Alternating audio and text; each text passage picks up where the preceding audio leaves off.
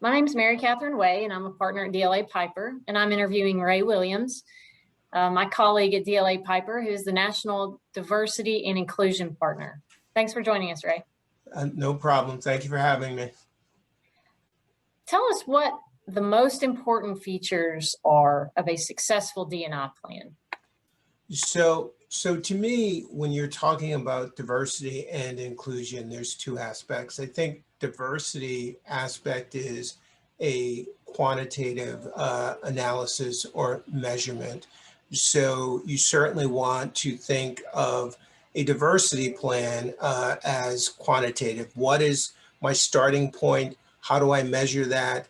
What are my goals to my endpoint? So, it's just all about numbers, where inclusion is a qualitative a survey or interviews. So you're actually asking questions of people to gauge your culture. So it's important that when you're thinking about a diversity and inclusion plan, you think about quantitative and qualitative data. It's also important that you have senior management buy-in. Without that, it's doomed to fail. And it's also important that you have a really good understanding from an internal strategy perspective what your goals are. Put them in writing and make sure that your internal goals are consistent with your external strategies. So you mentioned internal and external strategies. What are some of those strategies that DLA Piper uses for implementing a D&I plan? Yeah, so when we think about our diversity and inclusion plan, we think in three areas. First, we think about our workforce. Second, our workplace. And third, the marketplace. The workforce is our people. The workplace, of course, is the environment or the culture. And the marketplace relates to our clients and vendors. And does DLA Piper have resource groups?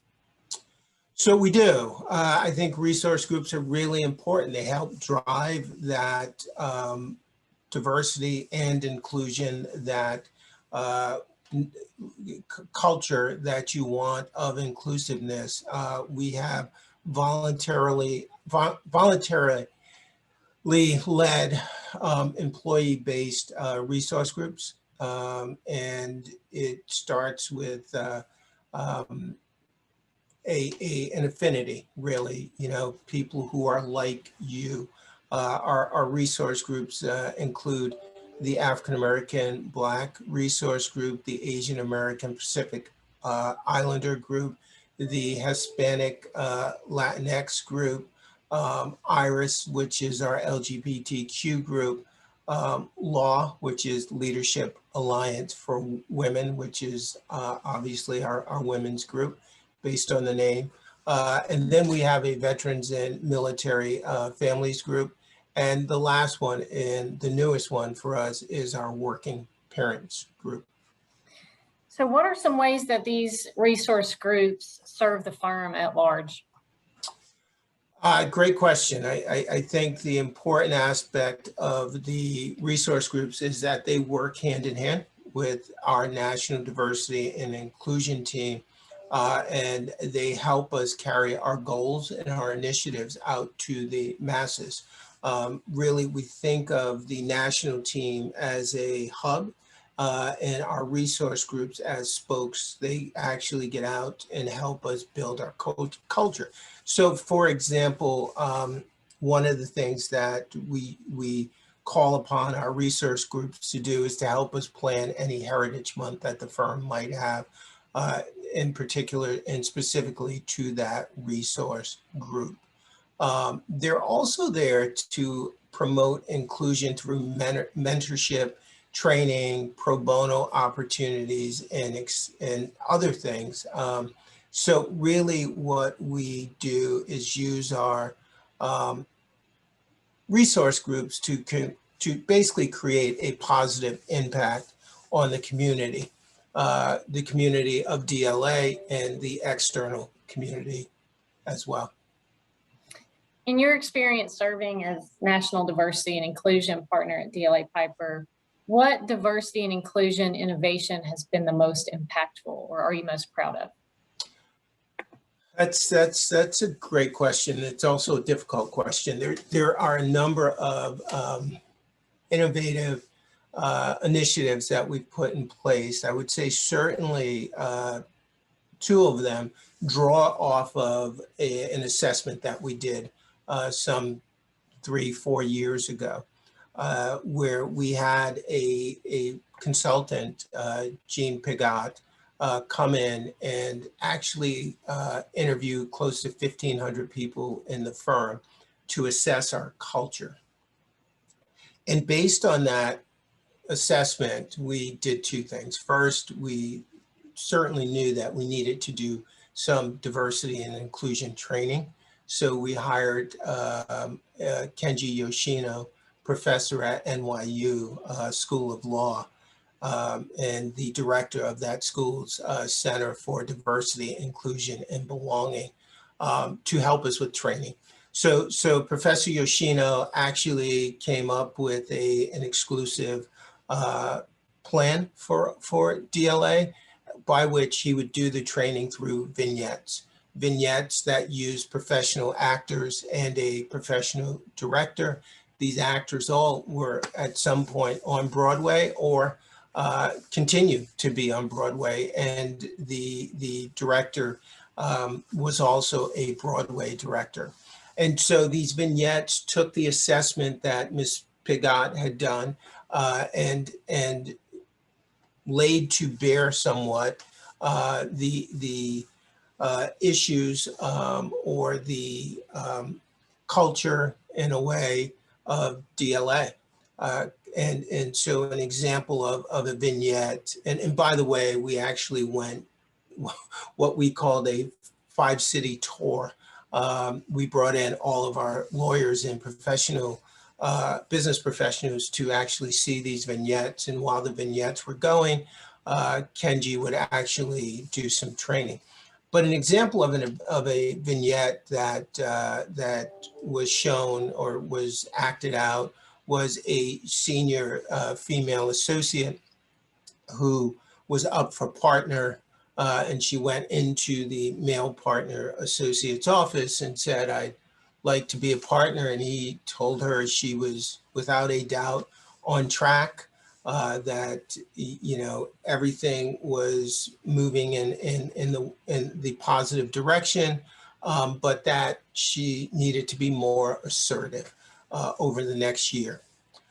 So fast forward the years moving along. Next scene, the associates in a boardroom meeting, being assertive. Move forward to a year later, when the associate's back in the partner's office, and again talking about partnership, and the partner says, "You're so close, you're doing all the right things, but some people think you're a little too aggressive, so you need to pull back on that aggressiveness," which is typical of what women lawyers deal with. They're either too aggressive or they're not aggressive enough, and that seemed to show in the assessment that was done at DLA and at other firms. So the vignette actually played on that, and we were asked questions and thoughts and tried to do some problem solving. So certainly I thought those vignettes in the way of the training was very innovative and important for our continued journey in the D&I training. But we also had, from that assessment, come to the conclusion that our practice group leaders carried a lot of the weight and water in terms of making sure that associates were getting equal work, complex work. And what we did is we put the onus on the practice group leaders to design action plans that fit into diversity and inclusion. So a practice group leader of litigation on a quarterly basis would meet with the D&I team to go over the information that we've provided to them on dashboards relative to how each of the attorneys that work in their group are doing. And so you could actually look at these dashboards and the data and the metrics to see if there were any deltas in any particular group. So for example, if there was a delta of 25 billable hours any quarter with any particular resource group, we would then bring that to the practice group leaders' attention, and we would discuss it, and we would figure out why that delta existed. And sometimes it went right down to the individual associates and or partners working on that team and conversations about how they were doing. So I think from this assessment, we were able to, number one, put together training, which was this theater-based training, and number two, put together a plan, an action plan that allowed the practice group leaders to become more involved and help with any decisions related to balancing of work and opportunities within diversity and inclusion. Awesome. Thanks, Ray. Well, I can tell you from a lateral partner who just recently onboarded at DLA Piper that those vignettes were impactful to me as I sat through those training, just during the onboarding. It was inspiring and encouraging, and great to feel already a part of a firm that had such a big focus on diversity and inclusion. Yeah, you're welcome. And That's like the gift that keeps on giving. Yeah, I can't say enough about the vignettes and Professor Yoshino and what he's meant to the D&I journey that DLA has taken over the past 3+ years. Great. Well, thanks for your time. You're welcome.